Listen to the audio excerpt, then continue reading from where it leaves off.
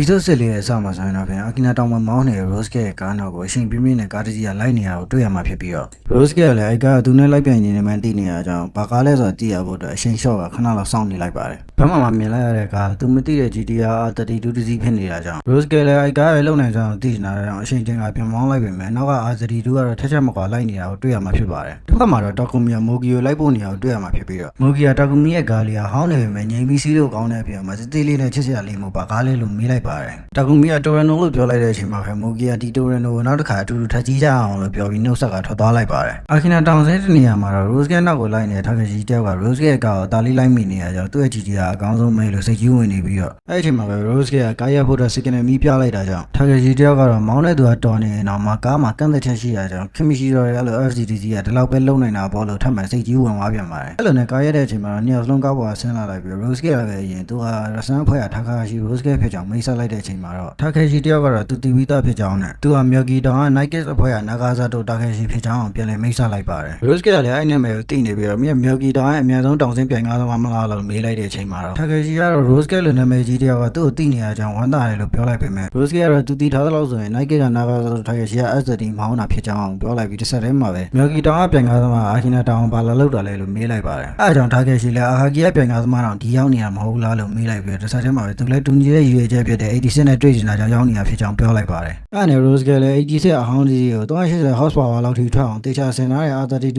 နဲ့နိုင်ကျင့်နေတာပေါ့လို့ပြောလိုက်တဲ့အချိန်မှာပဲ Takashi တယောက်ကတော့သူကောင်းအောင်မြုံနေအဲ့လောက်ထိသိနေရကြောင်းအံ့အားနေပေမဲ့ Rose ကတော့တောင်တက်မှာဆိုရင်တော့မင်းရဲ့ R32 က86ကိုအေးဆေးလေးနိုင်နေဆိုရင်တောင်ဆင်းမှာဆိုရင်တော့မဖြစ်နိုင်သေးဘူးထင်တယ်လို့ပြောလိုက်ပါတယ်အဲ့ဒါကြောင့် Takashi လည်းဒေါသထွက်သွားပြီးတော့မင်းကြီးရှုံးသွားတယ်တာမန်86အဟောင်းကြီးကိုရမ်းထင်ကြီးမနေနဲ့လို့ပြောလိုက်ပါတယ်အဲ့ဒါကြောင့် Rose ကလည်းမပြိုင်ကြည့်တီးသွားမယ်လို့ပြောတာတစ်ဆက်တည်းမှာပဲအဲ့ဒီ86ကိုနိုင်တာငါတယောက်တည်းရှိတယ်လို့ပြောလိုက်တဲ့အချိန်မှာတော့ Takashi တယောက်ကဒေါသထထွက်သွားပြီးတော့မင်းစကားမှားကြောင်းအဲ့ဒီ86ကိုအနိုင်ယူပြီးတက်တည်ပြမယ်လို့ပြောလိုက်ကမင်းတို့ရဲ့ rotary engine ကငါ့ရဲ့ R32 ကိုမိနေကြလုံးဝအကြောင်းမရှိဘူးလို့ပြောသွားပါတယ်အဲ့လိုနဲ့မောင်းထွက်လာတဲ့အချိန်မှာတော့ Takashi တယောက်ကတိတ်ကသူ S30 မောင်းငယ်တော့အချိန်ကိုပြန်ပြီးတော့တွေးမိနေပါတယ်အဲ့ပြန်မှာတော့သူက R32 တစ်စီးနဲ့ပြန်ရတာဖြစ်ပြီးတော့အကွေးတွေမှာသူက R32 တက်ပုံမြန်နေဆိုပေမဲ့ဒဲမောင်းတဲ့အချိန်ကြီးကျရင်ဘလို့မှ R32 ကိုမမီနိုင်တာကြောင့်ရှုံးခဲ့ရကြောင်းတွေးမိပြီးတော့အဲ့ဒီ86မောင်းတဲ့သူကတော်နေတော့ကားရဲ့ကမ်းသက်ချက်ကိုကြော်လွန်နိုင်မှာမဟုတ်ဘူးလို့စိတ်ထဲကနေပြောလိုက်ပါတယ်အဲ့လိုနဲ့မနေ့အလုပ်ရောက်တဲ့အချိန်မှာ Izuki တယောက်ကတကယ်ချင်းဖြစ်နေတာတော့လွန်ခဲ့တဲ့9နှစ်ထဲကတူဘူးလိုက်ဖို့နေတာကိုဘာလို့မပြောတာလဲလို့မေးလိုက်တဲ့အချိန်မှာပဲ Takumi ကလေတန်းနဲ့လိုင်စင်မရှိပဲကားမောင်းနေရတာပြောရင်သူတို့ပဲစောက်ပြဿနာတက်မှာပေါ့လို့ပြန်ပြောလိုက်ပါတယ်အဲ့ဒါကြောင့် Ikeda ကလည်း Takumi ကသူ့ထက်တောင်ရင်ကားမောင်းနေရဖြစ်ကြောင်းပြောလိုက်ပြီးTakumi ကြောင့်ဝိုင်းပြီးတော့ဆက်စုနေကြပါတယ်အဲ့လိုနဲ့ Takumi ကလည်းသူကားဆောင်မောင်းတော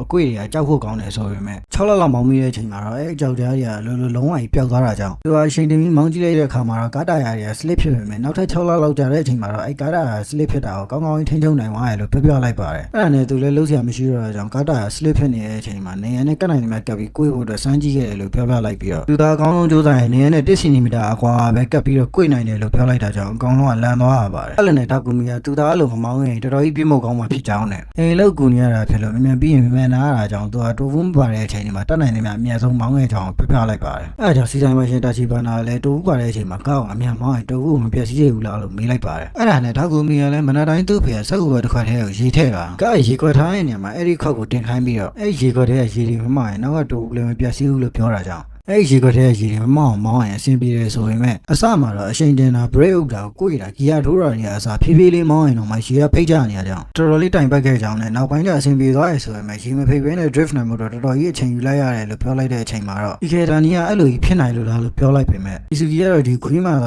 case ကိုနိုင်ပြီးတော့စောက်ကြီးစောက်ကျယ်ကြီးရှောက်ပြောနေလို့ပြောကတီးပါတော့တယ်ဆက်ရှင်တာချီဘာနာကတော့ကောင်းအောင်လေးထိန်းချုပ်နိုင်မှုဒါအဓိကလိုအပ်တာကောင်းငိန်နေအောင်မောင်းတော့ဖို့ပဲလို့ပြောလိုက်ပြီးတော့အဲ့လိုရေခွက်ထဲကရေကိုမောက်ကြတဲ့အချိန်ငိန်နေအောင် drift နိုင်မှုနေသာမမောက်ကြအောင်ထိန်းနိုင်မှုတော့တော်တော်လေးခက်ခဲကြောင်းပြောလိုက်ပြီးတော့Takumiရဲ့ရေချင်းနေတာတာမန်ပြန်ကားသမားတွေထထောင်အများကြီးတာလွန်နေပြီကြောင်းစိတ်ထဲကနေတွေးနေလိုက်ပါတယ်နောက်တော့ Ikeda တယောက်လည်းTakumiကိုမင်းတောင်ဆင်းမောင်းတဲ့ခါကျရင်ငါလိုက်စီးခြင်းတယ်လို့ပြောလိုက်ပါတယ်အဲဒါကြောင့်ညရောက်တဲ့အချိန်မှာတော့Takumiကသူ့အဖေကိုကားကြီးကိုတောင်းနေတာကိုတွေ့ရမှာဖြစ်ပြီးတော့ Fujiwara-san ကလည်းအေးစစ်ပေးလိုက်တယ်ဆိုရင်ပဲပြန်လည်အနေနဲ့သူစီဝေးရပြန်လာတဲ့ခါကျရင်တော့လာကြိုပေးရမယ်လို့ပြောလိုက်ပါတယ်အဲ့လိုနဲ့Akinaတောင်ပေါ်ရောက်တဲ့အချိန်မှာတော့ Ikeda-san ကTakumiရဲ့ကားပေါ်မှာလိုက်စီးနေတာကိုတွေ့ရမှာဖြစ်ပြီးတော့အေးစစ်မောင်းနေတာတော့ကီလို100ကျော်နေတာကြောင့်Ikedaတယောက်ကလန့်နေပြီးတော့3ခွေးမြောက်မှာလည်းတတိမိကတောင်ပေါ်ပြန်ရောက်လာခဲ့ပါတယ်အဲ့ဒါအပြင်Takumiရဲ့ကားမောင်းစကေးကိုလူငယ်တွေအပြင်စီဆိုင်ပိုင်ရေဖေးတဲ့ဒါကြီးဘာနာကြီးကပါ သိကျင်လို့လာချောင်းနေအောင်တွေ့ရမှာဖြစ်ပါတယ်တစ်ဖက်မှာတော့ရဆန်ဖွဲ့ကနာကာဇာတော့ထားခဲ့ရှိအကြောင်းပြောနေကြတာကိုတွေ့ရမှာဖြစ်ပါတယ်ဒိုက် kiss ကထားခဲ့ရှိကမြော်ကီတောင်မှာပြန်မကင်းလို့တဲ့အထိမြေအကြောင်းပြောနေကြတာကိုတွေ့ရမှာဖြစ်ပြီးတော့သူသာကယ်ရီ86ကိုအရင်နိုင်ယူသွားနိုင်ခဲ့ရဆန်က night kiss တွေလောက်တော့အသုံးမကျဘူးလို့ထင်သွားကြမှာဖြစ်ပြီးတော့တစ်ဆက်တည်းမှာပဲအဲ့ဒီကောလာခလာတွေကပြန်သွားမှာဖြစ်ကြောင်းပြောလိုက်ပါတယ် kiss ကတော့အဲ့တော့စိတ်ပူကြမလို့ပဲနဲ့ night kiss အဖွဲ့ထဲမှာ86ကိုနိုင်တဲ့သူမရှိကြောင်းနဲ့အာကီနာတောင်ဆင်းဖြစ်နေသေးတယ်သူ့ကိုဖြစ်တဲ့ rose gate တယောက်သာအနိုင်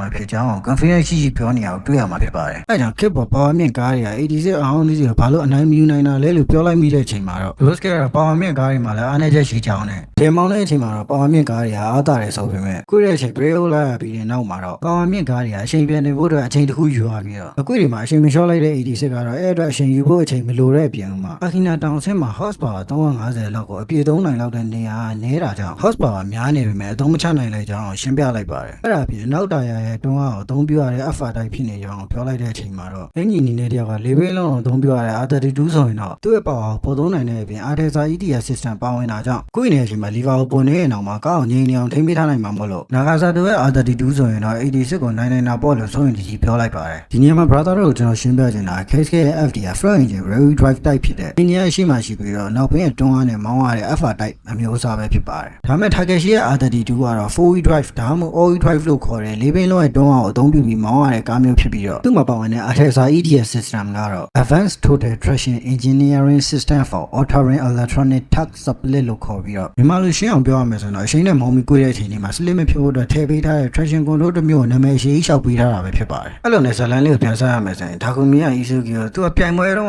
Ikeda Nissan မှာတင်ပြီးမောင်းတော့ပုံမှန်တိုင်းမောင်းနေတာဆိုပေမဲ့ဘာလို့အကုန်လုံးစိတ်လှုပ်ရှားနေကြရလဲလို့ပြောလိုက်ပြီးတော့သူကတခြားသူကိုပြောအောင်မလုပ်ပေးဘူးလို့ပြောလိုက်ပေမဲ့အဲ့ထဲမှာကောင်းမောင်းရတာပြောဖို့ကောင်းတယ်လို့တွေးမိနေပါတယ်အဲ့လိုနဲ့ညဘက်ရောက်တဲ့အချိန်မှာတော့အာကီနာတောင်မှာ86ကိုစောင့်နေတဲ့ထားခဲ့ရှိရရှိမှရှိတဲ့ကားတစ်စီးကိုအသာလေးကြော်တက်သွားတာကိုတွေ့ရမှာဖြစ်ပါတယ်ထားခဲ့ရှိရသူကားပြောင်းပြီးတဲ့ရန်သူ့ရဲ့ပြန်ဘက်တွေကသူ့ကိုလုံးဝလိုက်မမီတော့တာကြောင့်အဒီမမောင်းရတာကြပြီဖြစ်တဲ့အပြင်အကုန်လုံးကခက်စားနေတဲ့ drift ကိုသဘောကျတယ်ဆိုပေမဲ့တကယ်ပြိုင်တဲ့အခါကျရင်ကိုဝါကောင်းတဲ့သူ့ရဲ့ R32 ကသာနိုင်ရမှာဖြစ်ကြောင်းစိတ်ကြီးဝင်နေပြီးတော့အာကီနာတောင်ရဲ့86ကတော့သူ့ရဲ့ပြန်ဘက်ဖြစ်လာနိုင်ကြောင်းစိတ်ထဲကပြောနေနေပဲ episode 14ကလည်းဒီမှာပဲဆုံးသက်လို့သွားပြီပဲဖြစ်ပါတယ်နောက်တစ်ပိုင်းမှာတော့ Isuzu ရဲ့အချောင်မှုကြောင့် R32 နဲ့ပြန်ရတော့မလို့ဖြစ်နေတဲ့တာကူမီကိုတွေ့ရမှာဖြစ်ပါတယ်ဇလန်လေးကိုအဆုံးထိကြည့်ပြီးတယောက်ချင်းနိုင်ကျေးဇူးတင်ပါတယ်သဘောကျလို့ like နဲ့ subscribe လေးလုပ်သားမယ်ဆိုတော့ပို့ပြီးကျေးဇူးတင်ပါတယ်ကျွန်တော်တို့အာကီမီစုပါနောက်ဗီဒီယိုမှာပြန်တွေ့ကြအောင်မျှော်လင့်ပါတယ်